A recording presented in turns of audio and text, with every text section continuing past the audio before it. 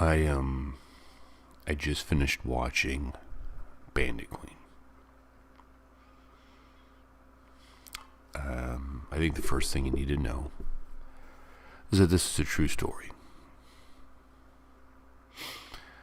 And it's a disturbing movie. It's hard to watch.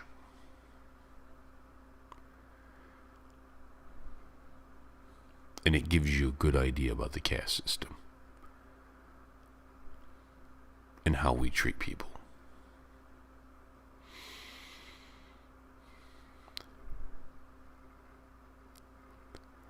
This is a must-see film. This is one of the greatest Indian films of all time. It is in my Bollywood Top 100.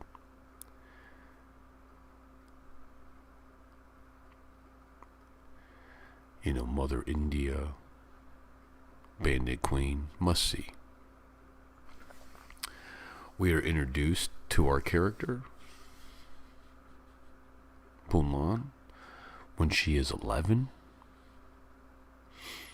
and she is sold off as a wife to a 30-year-old man.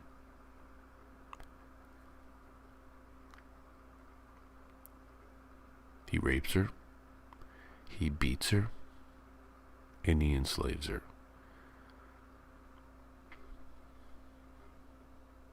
As she grows and becomes more mature, she is sent to the fields to pick, harvest wheat, I'm guessing. And the head of the town's son, who thinks she's hot, wants to bang her. She doesn't want to bang him. She's married. And he tries to rape her. And she does what any respecting woman would do, is she turns him into the authorities. She gets a meeting with the city council of elders, again, caste system. And instead of looking at the boy's behavior, they say to her, "Why were you in the field by yourself?" Kind of weird that you're in the field by yourself. Maybe you wanted it. What the fuck? What? I'm in the field by myself because you people are a bunch of a-holes. Everybody shuns me and treats me poorly because of my caste. Be a lot of editing going on in this video. That's why.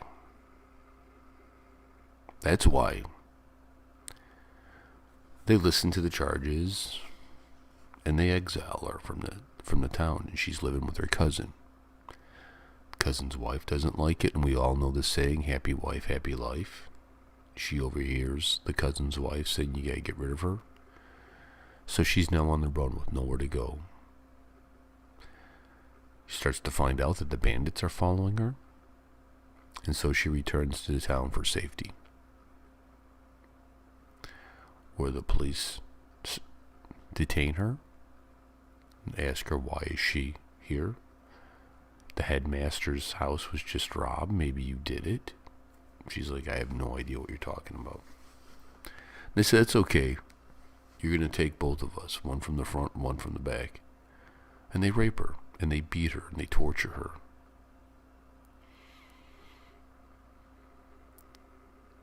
She then is bailed out of jail. The headmaster's son, who wants to make her a sex slave, and she runs away. This time she's abducted by the bandits.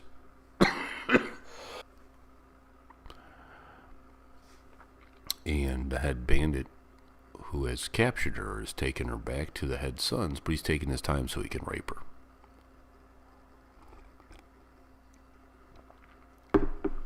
One of the minor bandits says this isn't right, and he kills the head bandit, kills him. He's off in the distance raping her, and he shoots him in the head. A great sniper shot, shoots him in the head right on top of her. And this guy begins to connect with her, teaching her how to be a bandit, how to climb, how to run, how to shoot a gun. And they fall in love. They fall in love, and you think they're going to reign together, the bandit queen and king. One day they are on a little R&R, and she's washing her clothes, and everybody's going to spread out on the beach. The shot's fired. Who fired the shot? That's weird. Oh, her beloved bandit boyfriend got shot in the leg. She ran and covered him. She grabbed a gun. And she's like a wild animal now, protecting her fam. And the head of the gang, who was in prison, shows up and says, I got a doctor, we can get him fixed, don't worry about it. She says, stay away from him, you mother effer, you sister effer. He takes offense to that, and he remembers that. And so they nurse him back to health. And life goes on, so you think. But the head of the gang doesn't forgive. He doesn't look kindly upon this. Right? He doesn't look kindly upon this. So he kills the man and captures her. And then takes her to the village where they gang rape her. Everybody rapes her. All 20-some guys. And then they strip her naked and they send her out in the village to go get water. And it's quite a sight. It is quite a sight. It was hard to watch. The inhumanity of how she's treated was hard to watch.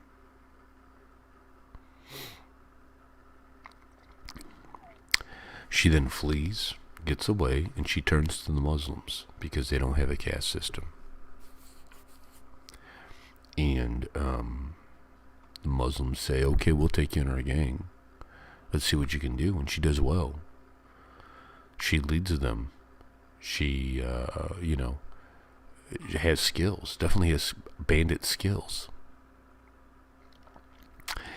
And as she kind of rises through the ranks and grows in her bandit abilities, she returns to the village looking for the gang that gang raped her. The leader's not there, so some of them are mixed in with general population, some of them aren't. And they show up and say, we're not going to harm the women or children, but we want all the men outside. We're going to talk to them. So they round up all the men, and she remembers what her lover once told her. He said, if you're going to kill, don't kill just one because they'll hang you for it. Kill 20, and they'll beg you to turn yourself in. And so she wipes out the entire male population of the village, kills them all, which puts her on the run, because now the head of the gang is working with the police to try to round her up. And she finally comes to a point where she says, I'm going to turn myself in. I'll turn myself in. And but I have conditions. And they meet her conditions. And she's shocked by it. They meet the conditions. Realize while she was out doing this, as for the lower caste people, she becomes a huge hero, an icon to hold up to, of sticking it to the man.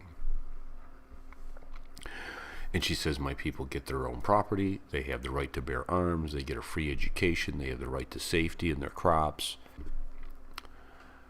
And it was an amazing story. It was brutal, hard to watch, but amazing. And I would say that you need to watch this. I say that if you are going to benefit from an Indian audience and you're doing reactions, we need to give the Indians more than stupid faces and trailers and cleavage. We need to give them more than that, right? They deserve more than that. We need to treat their viewership with respect and honor. We need to go see the classics.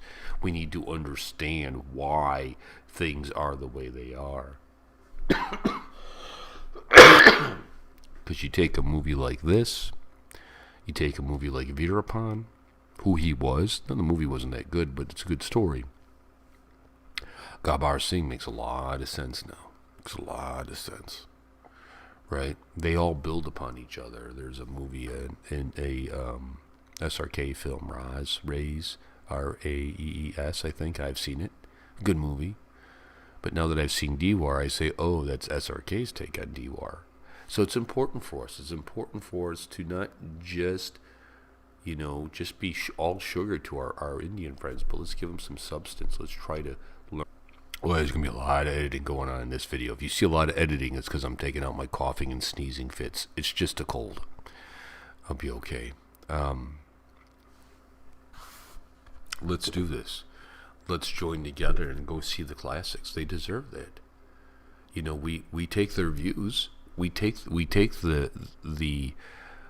YouTube payouts. Why not give them something? Why not make a little effort instead of just being mindless, right? And taking the right. Let's give them something better. Go see the classics. Go. This is as far as I'm concerned. This is required viewing 101 at Movie Community College. If you want to be a reactor, you should know this film. You should have seen this film and be familiar with it. I think it's only right and fair and just to do. So my final grade is an A, but this is a heavy film, man. I own it now.